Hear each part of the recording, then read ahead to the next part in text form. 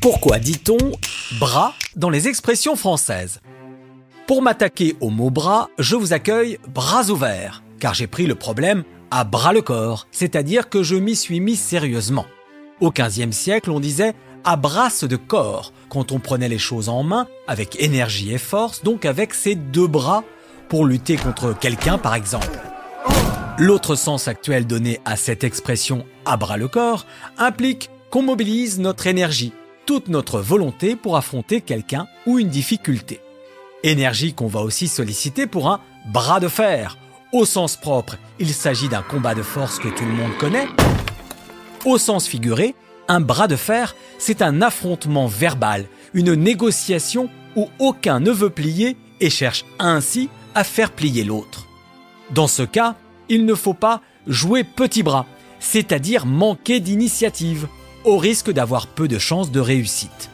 Le petit bras marque aussi un manque d'envergure, alors que celui ou celle qui a le bras long a beaucoup d'influence. Le bras est ici synonyme de pouvoir. D'ailleurs, il est intéressant de noter que quand le mot bras est utilisé au singulier dans les expressions françaises, il rime avec action. Et quand il est utilisé au pluriel, il s'agit le plus souvent de passivité. Ici, plus le bras est long, plus son périmètre d'action est étendu. En général, quand on a du pouvoir, on ne reste pas les bras croisés, c'est-à-dire inactif sans rien faire.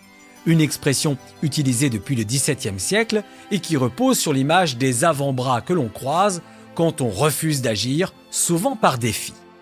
On peut aussi baisser les bras, c'est-à-dire abandonner, une expression qui vient de la boxe.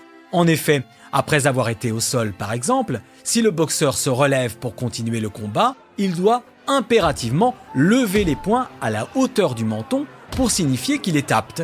Il se met en garde. S'il a les bras baissés, il doit abandonner. C'est aussi valable à tout autre moment du combat.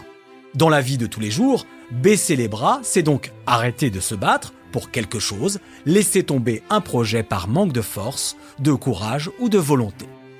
À propos de combat, il peut s'effectuer à bras raccourcis, qui signifie frapper violemment.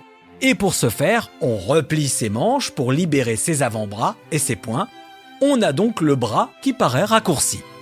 Et l'on peut ainsi taper à tour de bras, c'est-à-dire en multipliant les coups violents.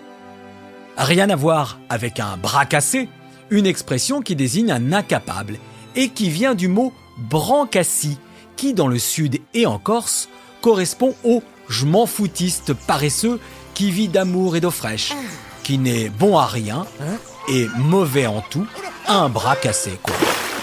Qui peut d'ailleurs passer sa journée en bras de chemise, c'est-à-dire en tenue décontractée, manches repliées, sans veste, ce qui depuis le Moyen-Âge est contraire aux usages, où l'on portait forcément une veste sur sa chemise. Une chemise à laquelle on tenait car elle pouvait coûter un bras.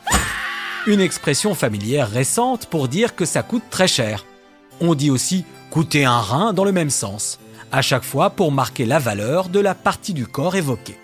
L'expression bras droit, qui désigne un ou une adjointe, une personne de confiance, un homme de main, est apparue au XXe siècle dans la haute administration et le milieu politique. De celui ou celle qui réalise quelque chose de difficile, on dit qu'il le fait à bout de bras, pour souligner que porter quelque chose de lourd, les bras tendus, n'est pas aisé. Il faut donc serrer les dents, s'accrocher pour ne pas échouer. Enfin, quelle surprise en découvrant l'origine de l'expression « les bras m'en tombent » de voir qu'on l'utilise depuis le XVIIIe siècle pour évoquer la stupéfaction.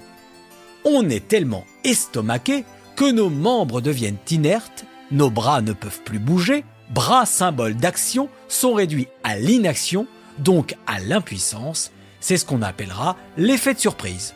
Sur ce, je m'en vais retrouver les bras de Morphée, le dieu du sommeil dans la mythologie grecque, lui-même qui a donné son nom à la morphine pour ses vertus soporifiques.